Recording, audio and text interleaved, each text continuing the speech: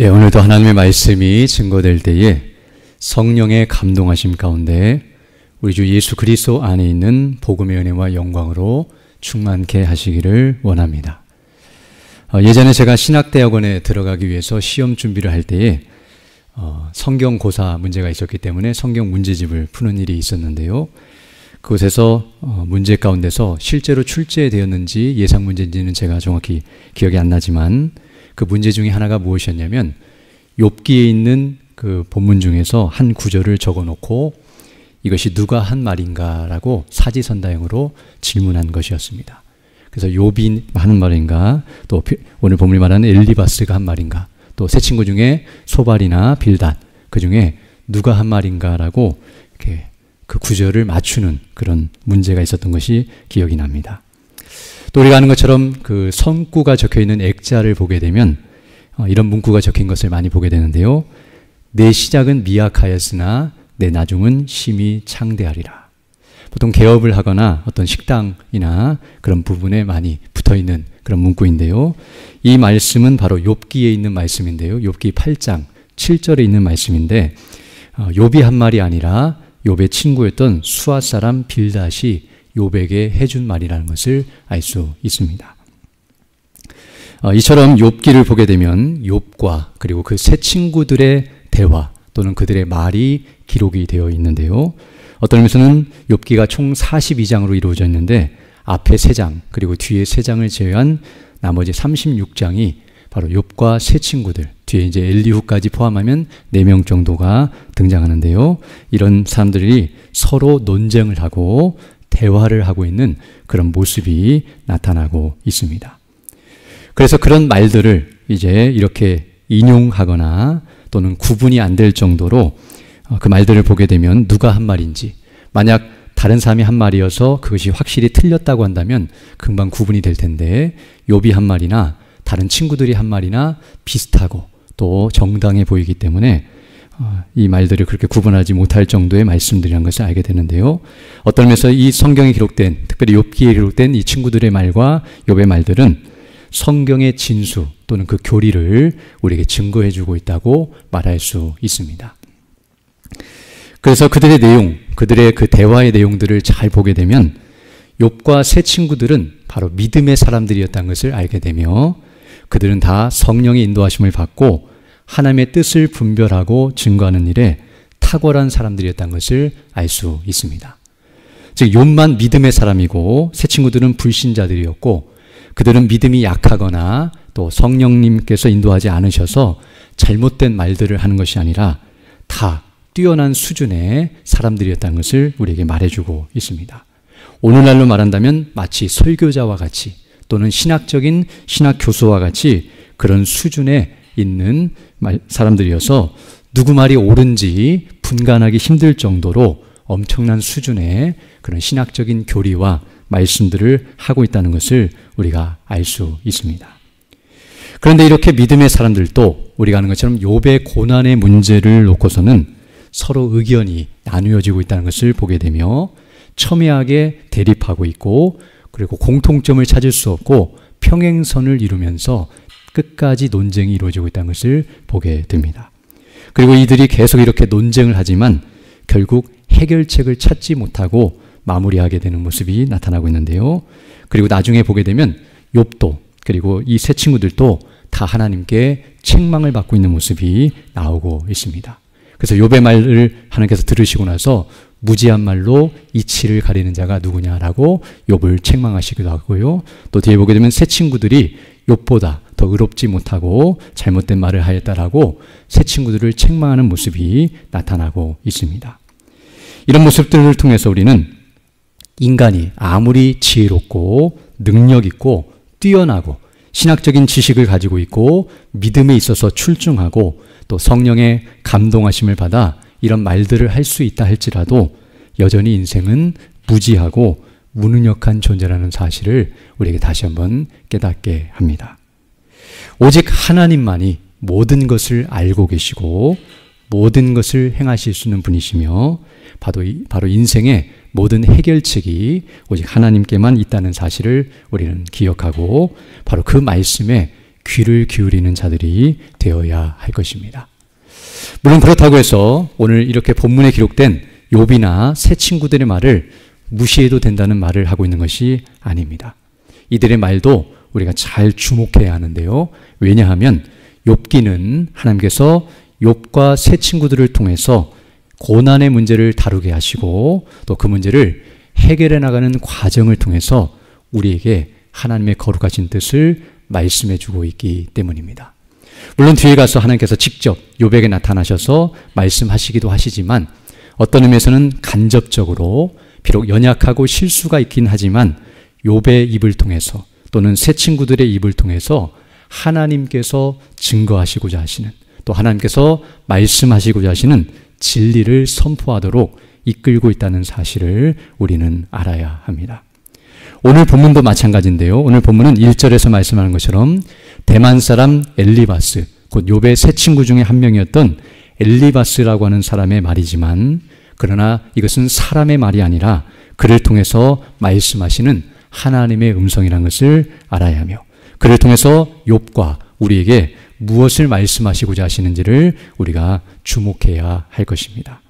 그러므로 누가 한 말이냐, 누가 도대체 이 말을 했느냐라고 그것에 관심을 가지기보다는 그 말을 통해서 무엇을 하나님께서 말씀하시고자 하시는지 그 하나님의 뜻을 분별하고 또 그것을 우리에게 바르게 적용하는 것이 지혜라는 사실을 다시 한번 깨닫게 됩니다. 이런 차원에서 이제 오늘 본문의 말씀을 보기를 원하는데요. 먼저 오늘 본문 1절부터 6절까지를 보게 되면 이제 엘리바스가 욥의 말과 행동을 보면서 그를 책망하고 있는 모습이 나타나고 있습니다. 1절부터 보게 되면 이렇게 말씀하고 있는데요. 대만 사람 엘리바스가 대답하여 이르되 누가 내게 말하면 내가 실증을 내겠느냐, 누가 참고 말하지 아니하겠느냐라고 말씀하고 있습니다. 우리가 지난 시간에 살펴본 것처럼 앞에서 욥이 자기의 생일을 저주하고 그리고 내가 차라리 태어나지 않았으면 좋았겠다, 아니 태어나면서 죽었으면 좋았겠다, 아니 지금이라도 죽었으면 좋겠다라고 계속해서 지금 자신이 당하는 고난 때문에 힘들어하는 그런 말을 하고 있었는데요. 그 말을 듣고서 지금 견딜 수 없어서 말을 하고 있다라고 엘리바스가 이와 같이 대답하고 있습니다. 그러면서 이제 3절부터 말하기를 보라 전에 내가 여러 사람을 훈계하였고, 여기 말하는 사람은 욥인데요. 욥이 이전에는 여러 사람을 훈계하였고 또 손이 늘어진 자를 강하게 하였고 넘어진 자를 말로 붙들어 주었고 무릎이 약한 자를 강하게 하였거늘. 즉 이전에 고난당하기 전에는 연약하고 고난당한 사람들에게 위로해주고 또 그들에게 하나님의 말씀을 증거해주며 그들을 붙들어주고 일으켜 세워주었지만 이제는 자신이 고난을 당하자 그렇게 하지 못하고 있다라고 책망하고 있음을 보게 됩니다.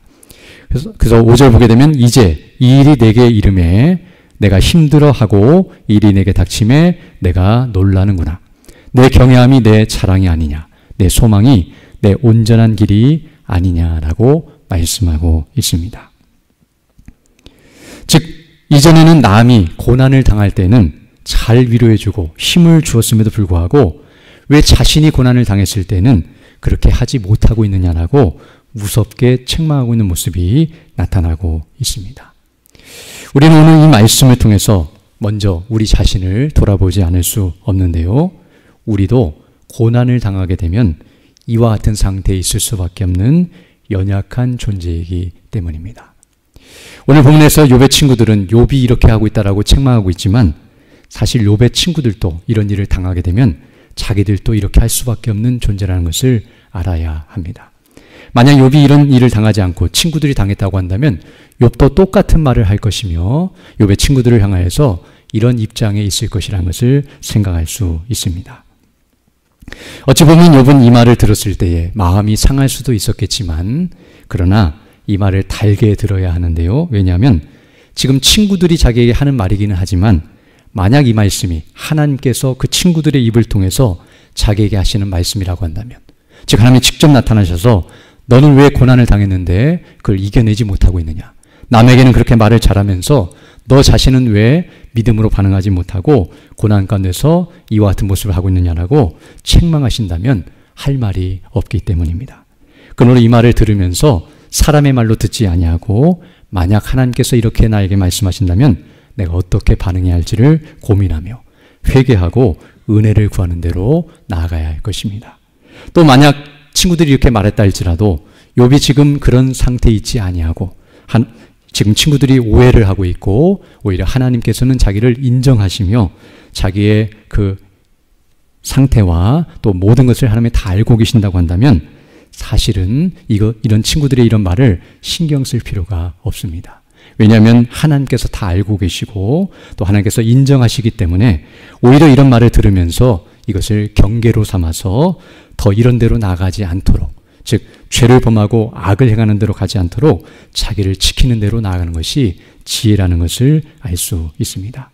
그러나 다른 사람이 우리에게 무슨 말을 하든지 우리는 그 사람의 말을 주목하는 것이 아니라 하나님께서 나를 어떻게 보시는가, 하나님 앞에서 내가 지금 어떤 상태에 있는가를 돌아보면서 사람을 통해서 책망하신다면 그 책망을 달게 들어야 할 것이며, 그렇지 않다고 한다면 도리어 자신을 돌아보면서 믿음 안에 바르게 서는 대로 나아가는 일이 있어야 할 줄로 믿습니다.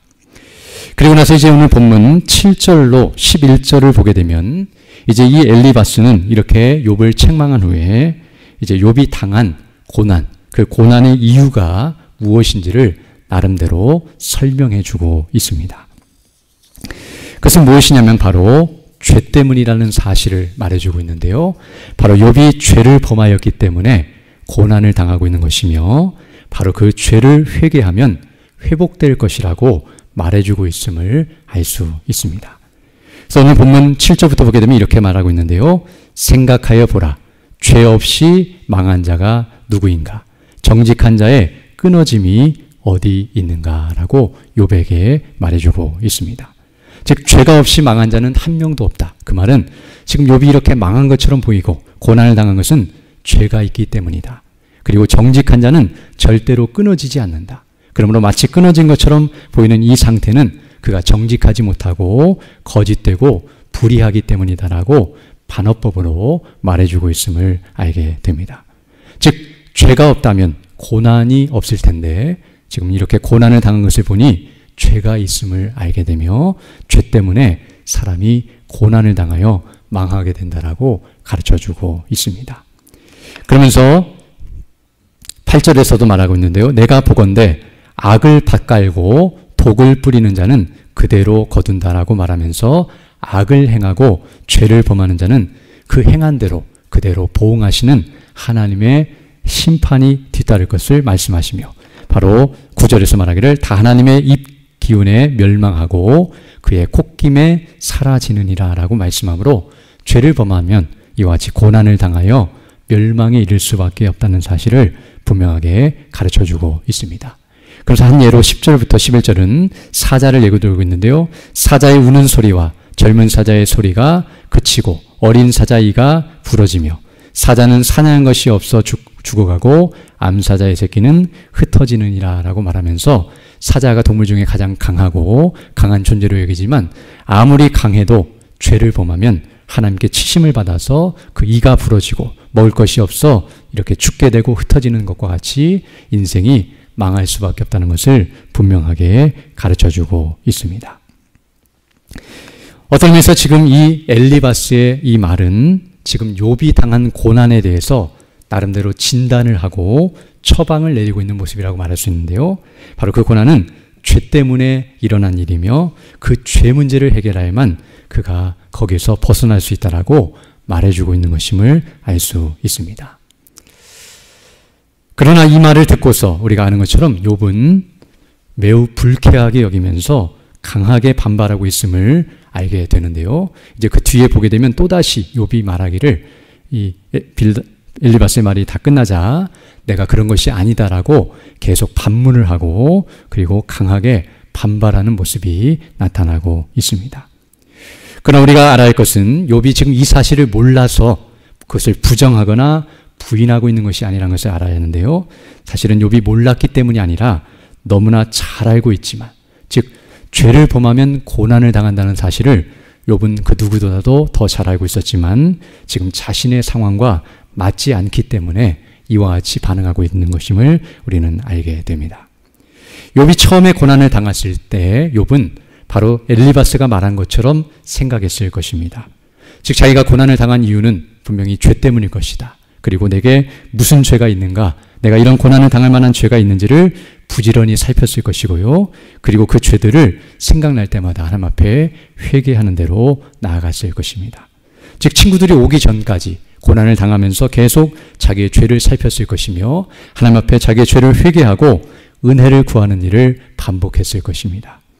그런데 아무리 회개해도 소용이 없었고 앞에서 우리가 살펴본 것처럼 계속해서 고난이 더 가중되고 회복되기는커녕 더 심화되고 있는 모습을 통해서 죄를 회개해도 문제가 해결되지 않고, 그리고 이렇게 고난당할 만큼 죄를 지은 것이 아무리 생각해도 없는데 이런 고난이 계속되자 이제 욥은 그 원인과 이유를 알 수가 없어 답답한 심정을 토로한 것임을 알 수 있습니다. 제가 앞에서 내가 지금 생일을 저주하고 정말 죽을 정도로 고통스럽다고 말한 것은 자기의 죄가 정말 없어서 자기는 의로운데 이런 고난을 허락하신 하나님께 원망하고 불평한 것이 아니라 그 모든 것들을 다 생각해 보았지만, 그리고 다 회개하고 은혜를 구했지만 답이 없기 때문에 이제 어떻게 해야 할지 몰라서 이제 결국 끝은 죽음밖에 없기 때문에 그 죽음이 빨리 오기를 바라고, 이 죽음으로 끝나는 것이라고 한다면 그 전에 이유를 알려주시거나 그렇지 않으면 죽은 이후에라도 그 이유를 알기를 원하는 욥의 심정이었다는 것을 우리에게 말해주고 있습니다. 어찌 보면 욥은 이런 원인과 이유를 알 수 없어 더 고통스럽겠지만 오히려 이것도 알지 못하고 계속해서 오해하고 정죄하며 죄인 취급하고 있는 그런 친구들의 모습이 더 그를 힘들게 했다는 사실 또한 우리가 확인할 수 있습니다. 그러나 욥은 이런 말을 들을 때에 앞에서 말씀드린 것처럼 단순히 사람의 말로 듣는 것이 아니라 그를 통해서 말씀하시는 하나님의 뜻, 그리고 하나님의 말씀에 주목해야 한다는 것을 알게 되는데요. 바로 이 엘리바스의 말은 비록 자신의 상황에는 맞지 않는다 할지라도 고난의 본질 또는 고난의 핵심을 우리에게 말해주고 있기 때문입니다. 즉 이 말을 바르게 해석하고 적용하는 지혜가 욥에게 있어야 하며, 우리도 이 말을 들으면서 이 말을 바르게 잘 이해하면서 우리 자신에게 적용하는 은혜가 있어야 할 것입니다.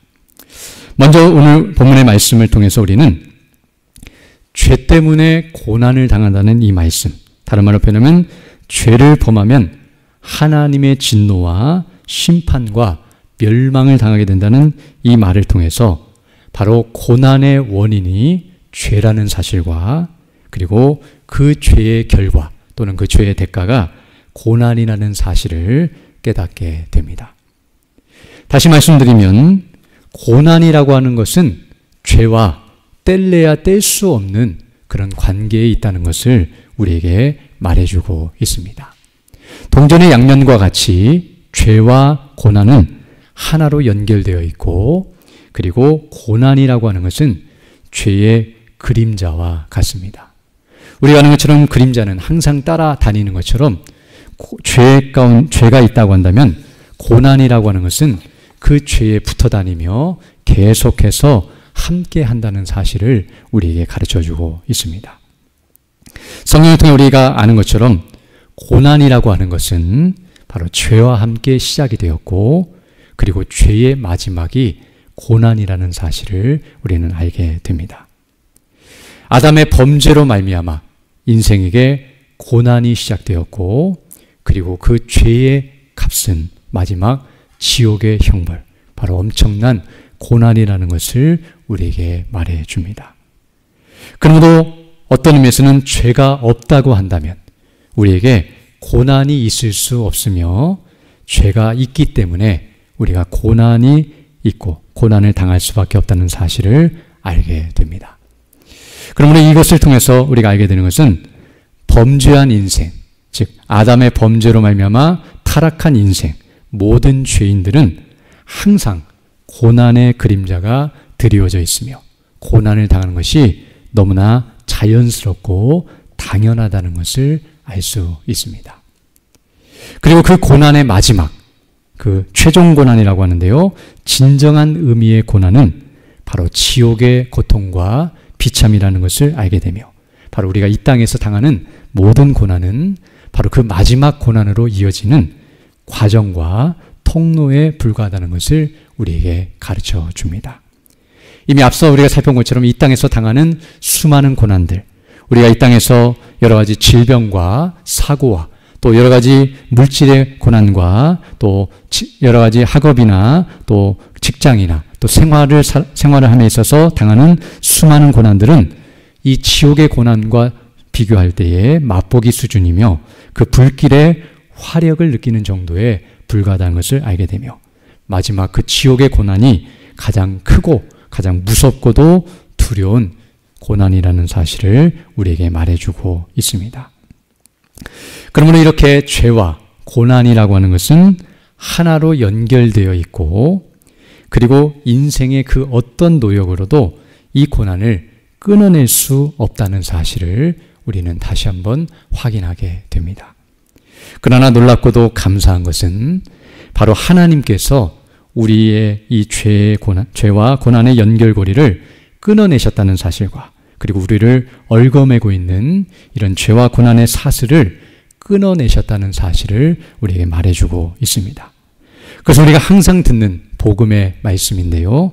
바로 예수 그리스도의 죽으심과 부활하심, 그 대속의 사건으로 말미암아 우리가 이와 같은 죄의 사슬에서 벗어났으며 고난의 고리에서 끊어져 나왔다는 사실을 우리에게 말해주고 있고요. 바로 예수를 믿음으로 말미암아 구원하시는 하나님의 행사가 바로 그것이라는 것을 우리에게 말해주고 있습니다. 앞서 말씀드린 것처럼 죄와 고난이라고 하는 것이 서로 이렇게 연결되어 있고 그리고 그것은 하나라는 사실을 말씀드린 바 있는데요. 그러면 우리가 고난의 문제를 해결받기를 원한다고 한다면 바로 그 원인이 되고 그 실체가 되고 근원이 되는 죄의 문제를 해결받아야 한다는 것을 알게 되며 그 죄의 문제가 해결받아야 그 모든 고난이 종결되고 그리고 해결된다는 사실을 우리에게 가르쳐주고 있습니다. 그러므로 예수님께서 이 죄의 문제를 해결하셨기 때문에 어떤 의미에서는 예수를 믿고 구원받은 사람에게는 더 이상 고난이라고 하는 것은 문제가 되지 않는다는 사실을 우리에게 가르쳐 줍니다. 바로 예수님께서는 이 고난의 독소를 제거하셨고 그 고난에 쏘는 그 독을 다 없애버리셨기 때문에 바로 우리가 그 고난에서 해방받았다는 사실을 우리에게 가르쳐주고 있습니다. 그러므로 예수님을 믿고 구원받은 사람들에게는 바로 지옥의 고난, 영원하고 완전한 고난에서 우리가 벗어났으며 이 세상에서 당하는 그 어떠한 고난도 이 지옥의 고난과는 관계가 없다는 사실을 우리에게 말해주고 있습니다. 지금 우리는 이 엘리바스의 말, 곧 죄를 범하면 고난을 당하게 된다는 이 말을 통해서 죄와 고난이 얼마나 밀접하게 연관이 되어 있으며 바로 그 고난의 문제를 해결하기 위해서 죄의 문제를 해결해야 한다는 사실과 바로 우리 주 예수 그리스도 안에서 이 문제가 온전히 해결되었다는 사실을 다시 한번 깨닫게 됩니다. 그러므로 우리는 이 말씀을 주목하며 욥과 세 친구들 그리고 우리 모두 다 바로 이 죄와 고난의 관계를 생각하면서 그리스도 밖에 있든지 우리가 그리스도 안에 있든지 항상 이것을 주목하면서 현재 우리가 당하는 고난의 문제를 감당하는 자들이 되어야 한다는 것을 깨닫게 됩니다.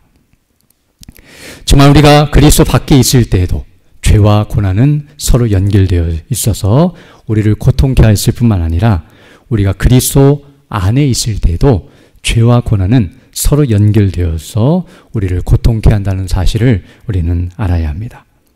그러나 그럴지라도 우리는 그리스도 안에서 이 문제를 바르게 직시하고 또 그 문제를 해결해 나가는 대로 나아가야 한다는 것을 우리에게 가르쳐주고 있습니다. 앞에서 말씀한 것처럼 죄와 고난이 이렇게 연결되어 있기 때문에 우리는 어떤 의미에서 고난을 당할 때에 죄를 의식하고 죄를 인식하고 그것을 주목하는 대로 나아가야 합니다. 많은 사람들이 고난을 당하게 되면 고난 자체에 머물러 버리고 그 고난 자체만을 주목하고 그것으로 두려워하고 염려하는 대로 나아가지만 사실은 고난을 생각할 때에 사람은 죄를 인식하는 대로 나아가고 죄를 주목하는 대로 나아간다는 사실을 우리에게 말해주고 있습니다. 즉 그리스도 밖에 있든지 그리스도 안에 있든지 상관없이 고난이라고 하는 것은 우리로 하여금 죄를 생각나게 하며 그 문제로 나아가게 하는 통로라는 사실을 우리에게 가르쳐주고 있습니다. 즉 하나님께서 어떤 의미에서 우리에게 고난을 부여하시는 이유는 바로 우리에게 있는 죄를 생각나게 하시고 우리로 하여금 그 죄를 인식하도록 이끄시는 촉매제라는 것을 우리는 알아야 합니다. 욥도 마찬가지인데요. 지금 하나님께서 욥에게 고난을 허락하신 이유가 많이 있겠지만 그 중에 하나는 바로 이 고난을 통해서 욥도 자신이 죄인이라는 사실을 인식하도록 이끌고 있으며 바로 거기서부터 출발해야 한다는 사실을 가르쳐주고 있음을 우리에게 말씀해주고 있습니다. 아무리 의로운 욥이라 할지라도 바로 하나님 앞에서는 본질상 죄인이라는 사실을 본문은 우리에게 다시 한번 가르쳐주고 있습니다. 지금 욥이 엄청난 고난을 당하고 있는데요. 어떤 의미에서 욥이 의롭고 죄가 없음에도 불구하고 고난을 당하는 것처럼 여겨지지만 실상은 욥도 죄인이고 그리고 하나님 앞에서 진노와 심판을 받아 마땅한 본질상 죄인이라는 사실을 인식하게 만듭니다. 즉 욥이 고난을 당하고 있다는 사실이 그것을 증거하는데요. 만약 진짜로 죄가 없다고 한다면 고난을 당할 이유가 없기 때문입니다. 그렇지 않다고 한다면 즉 욥에게 진짜 죄가 없는데 이렇게 욥이 고난을 당하고 있다면 하나님께서 불의하시고 부당하시다고 말할 수 있겠지만 그러나 욥에게 이렇게 고난을 부여하시는 하나님의 행사는 절대로 의롭고 정당하다는 사실을 우리가 알게 됩니다. 왜냐하면 욥도 아무리 선하고 의롭다 할지라도 하나님 앞에 이와 같이 고난을 당할 수밖에 없는 인생이기 때문입니다. 그러나 어떤 인생도 사실은 고난을 당할 때에 하나님께 왜 나에게 이런 고난을 부여하십니까? 라고 따질 수 없다는 것을 우리는 알게 됩니다. 그러나 우리가 아무리 의롭고 정직하고 욥처럼 경건하고 바르게 신앙생활을 한다 할지라도 욥처럼 고난을 당할 수밖에 없는 그런 죄인이라는 사실을 항상 인식하고 우리에게 고난이 주어질 때에도 우리는 이상한 일을 당한 것처럼 여기는 것이 아니라 당연한 것으로 여기며 오히려 우리가 고난을 당하지 않는 것이 더 이상한 것이며 이런 상태에 있어도 그것은 하나님께서 우리에게 허락하실 수 있는 그런 권한과 주권이며 그 하나님의 뜻 안에서 이루어진다는 것을 기억하며 그 일에 대해서 불평하거나 불만을 가져서는 안 된다는 사실을 우리가 알게 됩니다. 그리고 두 번째로 앞서 말씀드린 것처럼 고난을 당할 때에 우리는 우리의 죄 문제를 먼저 인식하는 대로 나아갈 뿐만 아니라 그 죄 문제를 고민하고 그것을 해결하는 대로 나아가야 하는데요. 그것은 바로 우리 주 예수 그리스도께로 나아가는 것임을 알 수 있습니다.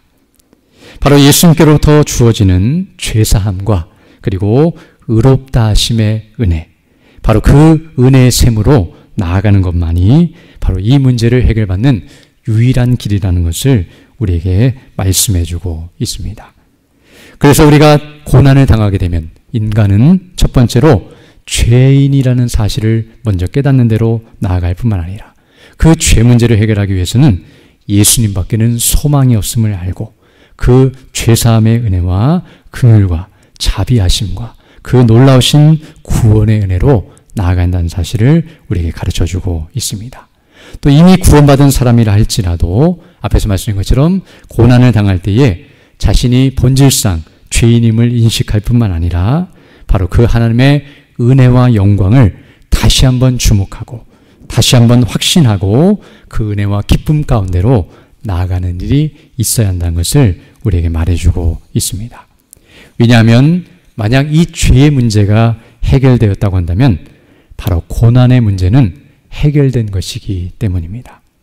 앞에서 말씀드린 것처럼 우리가 이 세상에서 아무리 큰 고난을 당한다 할지라도 즉 욥과 같은 수준의 고난을 우리가 당한다 할지라도 우리가 예수님을 믿음으로 말미암아 죄의 문제가 해결받았다고 한다면 우리는 지옥의 고난과는 관계가 없는 자들이며 그리고 천국의 영광이 기다리고 있고 어떠한 고난도 허락되지 않는 그 영생의 기쁨이 우리에게 주어진 자들이기 때문입니다.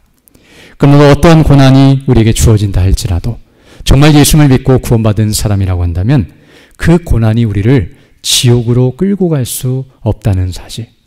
다른 말로 표현하면 사단이 아무리 고난을 가지고 우리를 공격하고 그 고난이 우리를 지옥으로 끌고 가는 수단처럼 보여져서 마치 그 고난을 당하면 내가 멸망해서 지옥에 떨어질 것 같은 두려움이 있다 할지라도 예수 그리스도를 믿음으로 구원받은 사람은 어떠한 고난으로도 지옥에 갈 수 없다는 사실을 우리가 확신하게 됩니다. 그리고 이 땅에서 당하는 수많은 고난들이 있다 할지라도 성도에게 있는 이 고난은 하나님께서 우리를 버리신 증거가 아니라는 사실을 알 수 있습니다.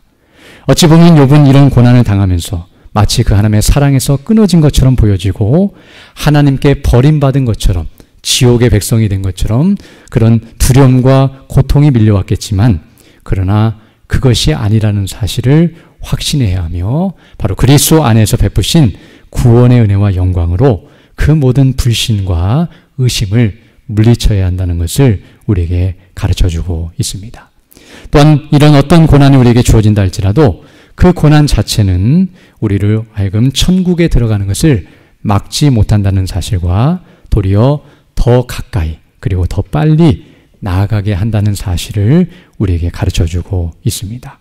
왜냐하면 성도는 고난을 당할 때에 앞서 말한 것처럼 우리의 죄를 생각하고 회개하는 대로 나아가 하나님을 더 의식하고 우리 주 예수 그리스도를 생각할 뿐만 아니라 바로 천국의 영광을 생각하기 때문에 천국을 더 가까이 여기게 만들고 그리고 죽는다 할지라도 천국에 더 빨리 들어가는 일이 있게 되기 때문에 오히려 고난은 우리로 하여금 천성으로 나아가는 과정이며 또 그 길에 더 빨리 나아가도록 이끄는 촉매제가 된다는 것을 우리에게 말해주고 있습니다. 그러므로 결론적으로 말씀드리면 이와 같이 성도에게 고난이라고 하는 것은 바로 죄를 생각나게 만들고 그리고 그 죄로 말미암아 우리가 하나님 앞에 어떤 존재인지를 기억하면서 하나님의 긍휼과 은혜를 구하는 대로 나아가며 바로 그 은혜의 셈인 예수 그리스도께로 나아가 그 예수님을 믿음으로 말미암아 또 하나님께서 그 예수 그리스도를 통해서 주시는 그 참된 평강과 안식을 누림으로써 그 고난의 문제를 능히 해결하고 또 승리하는 대로 나아가게 된다는 것을 우리에게 가르쳐주고 있습니다. 우리가 고난을 당할 때에 어떤 때는 욥이 당한 것처럼 내가 그 정도로 죄를 지은 것 같지 않은데 하나님이 너무하신 것처럼 여겨지며 마음의 불평과 불만이 들어올 수도 있고요. 또 그런 고난이 계속되게 되면 하나님께서 마치 자기를 미워하시고 또 내버려 두신 것처럼 생각이 들어 불안감과 두려운 마음이 들어올 수 있지만 그럴 필요가 전혀 없다는 사실을 우리에게 말해주고 있습니다. 우리는 고난을 당할 때에 우리는 고난을 당할 수밖에 없는 죄인이라는 사실을 인식하고 그러함에도 불구하고 우리에게 구원을 베풀어 주신 하나님의 은혜, 바로 우리의 죄를 용서하시고 우리가 영원한 고난에 처하지 않는 그런 구원의 은혜 가운데 거했다는 것을 우리가 늘 기억하면서 그 은혜로 충만하여서 이 모든 고난을 이겨내는 자들이 되어야 할 줄로 믿습니다. 어떤 의미에서 우리가 회복될 수 없는 고난을 당했을 때, 즉 이 땅에서 회복의 가능성이 보이거나 회복될 수 있는 고난을 당했을 때는 조금만 기다리고 또 참고 인내하면 언제든지 그 고난에서 벗어날 수 있다고 말해줄 수 있지만 죽을 때까지 고난을 당하거나 죽음으로 끝나버리는 고난과 같은 그런 일을 당했을 때에는 우리에게 어떠한 것도 소망이 없는데요. 그러나 오늘 본문이 말씀하는 것처럼 이것만이 우리의 참된 위로가 된다는 사실을 우리에게 가르쳐주고 있습니다. 그러므로 고난을 당하는 가운데서도 날마다 우리 자신이 하나님 앞에 어떤 존재인지를 주목하고 그리고 그 하나님께서 우리에게 베푸신 구원의 은혜와 영광으로 충만하여서 그 은혜로 모든 것들을 이겨내며 믿음으로 살아가는 우리 모두 되기를 간절히 소망합니다. 함께 기도드리겠습니다. 걸어가시고 자비로우신 아버지 하나님 감사를 드립니다. 올 하나님의 은혜 가운데 주의 말씀을 통하여 다시 한번 우리가 죄 가운데 있고 멸망 가운데 있으며 하나님의 진노와 심판 가운데 있는 죄인들이었지만 우리 주 예수 그리스도 안에서 우리를 구원하여 주시고 천국의 영광 가운데 거하게 하신 그 놀라우신 은혜와 영광을 생각하며 다시금 믿음으로 일어설 수 있도록 은혜 베풀어 주심을 감사드립니다. 정말 광야 같은 이 세상 속에서 고난을 당하여 우리의 목이 마르고 고통 가운데 있다 할지라도 우리가 우리 주 예수 그리스도의 은혜의 샘으로 나아가 그 영광 가운데 그 은혜의 샘물을 마시고 그 영광을 다시 한번 주목하면서 힘을 얻게 하시고 믿음 안에 견고하게 서게 해주셔서 어떠한 어려움 가운데서도 믿음으로 감당하며 맡기신 복음의 사명을 잘 감당하고 주의 뜻을 이루어가는 우리 모두 될 수 있도록 은총을 더하여 주옵소서. 우리 구주 예수님 이름으로 기도드립니다. 아멘.